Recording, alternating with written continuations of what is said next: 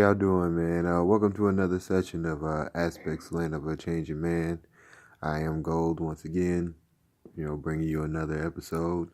Remember, if you want to hit me up, MPLS, MIKID at gmail or yahoo.com.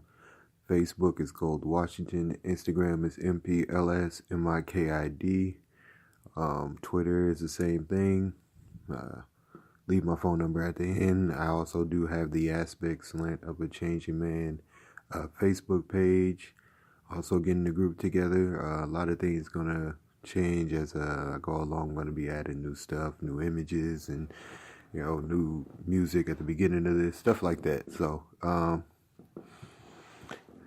get at me. If you got any concerns or anything that you feel like you want to talk about, you got any wrongs or rights about, what I'm talking about or anything, just let me know. Today I want to talk about things I think that come with the problems of relationships today. The one thing that I find funny about today's society is that they'll tell you that at the age of 26, 27, 28, 31, that you're still young, you're too young to be married. Some people will say at that age that they're too young to be married. But if you look back in society, back in the day, how can you be too young to be married when you're telling that 16, 17, 18-year-olds that are like our grandpas and grandmas and, greats, of old got married at 16, 17, 18.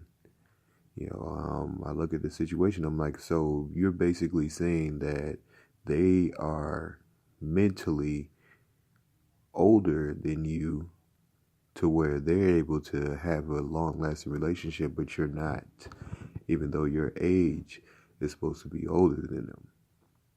And it bugs me out to think that, I never thought about that back in the days of, my younger days of, older people were getting married younger than us, and they're still going strong. How is that? The one thing I think that they had as an advantage when it comes to relationship is influences. What was on TV, what was going on in society as far as relationship wise, how many other people were getting married, who around them who was in relationships, how many people were single, how many single mothers, the divorce rate, stuff like that. I think that was one of the big things that actually helped them out, was a lot of people were getting married. A lot of people were in relationships, so it wasn't a lot of single people around telling another person, they don't need to be in a relationship, they need to leave. That actually is a big help if you have because, me being me, I didn't have a, marriage and long-lasting relationships around me, so I really didn't see it or know, that anything about relationships when I started to get into them. So I think that's a big thing when it comes to, being in relationships, having other people in marriages and long-lasting relationships around you. Another advantage I think that they had men that were actually committed to the relationship when it came to being young and wanting to be with that person. Because when you're young, you actually grow with someone. You actually grow with that. The more you're around them, you grow to accept more about them. When you're young, you're like, I don't like that, or you have disagreements. But as you get older, you start to understand that person. So at that young age that they were, when they got into their relationship or they got married, it was, I don't really know anything about this, but I know I want to be with you, so anything that was wrong with you, I'm gonna see about working through it, because we're growing at the same time. We're actually, doing our thing at the same time. We're experiencing things at the same at the same time. So the problems that we're facing some of the same problems together, because we're approaching these times together. Yeah, there were older couples, like, a young woman and an older man, but still at the same time, that man was like, okay, I'm still experiencing relationships with you. This is the first one, and we're going to see about how long it goes. So it was like a growing experience. And plus, they say women get mature faster than men. So it was actually a growing experience for both of them. No matter the age, they were like, hey, I'm growing with you. I'm experiencing this with you. We're maturing together in this. So I think that the mature level of things, especially as far as, if you're coming into maturity and you're with somebody, it actually helps the relationship. I know a lot of women wish that, that guy that they were with growing up, or that they were in a relationship with first, and it was their first long relationship that lasted about 4 or 5 years, coming into adulthood, was the relationship that they're with. I always felt like there were, with two of my kids' moms, they felt like I felt like they were always into the guy that, was their first relationship, not probably their first relationship, but their first like serious coming into an adult relationship, where they had to adjust to him, and see what's going on with him, because um, he would always reappear in some type of way. Even in conversations, it would be, arguments. It would be something about him that, that they were looking for, or they would be in fear because of something that he did, or the ways that they wanted to get out of doing, because he was their coming into maturity type of person. So you know I always felt like that was an advantage that I didn't have, especially in those relationships, that I didn't grow with you. And because I didn't grow with you, it's kind of hard for me. And you feel like you're grown, you're already established as an adult. You have your likes and your dislikes, you have your ways, you have your culture, you have your things that you're going to do, and you're not going to accept it for anybody else. That's an advantage. Because you've already accepted this type of way. It's been there, and that's what you've wanted to experience.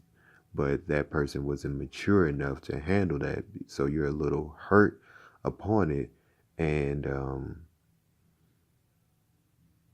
it's put a kind of I wish type of thing into your head. Like, I wish that it was him. I wish you were him, or I wish the relationship was with him.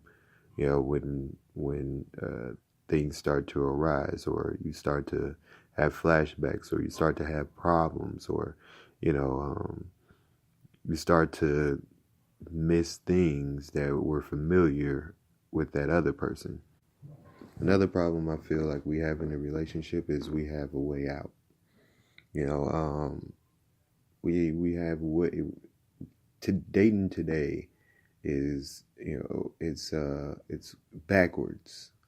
If you look at the sequence of people in the past, the sequence, usually was, you meet a person, you marry a person, you get a house, then you have sex, and then you have kids, and then you grow old together.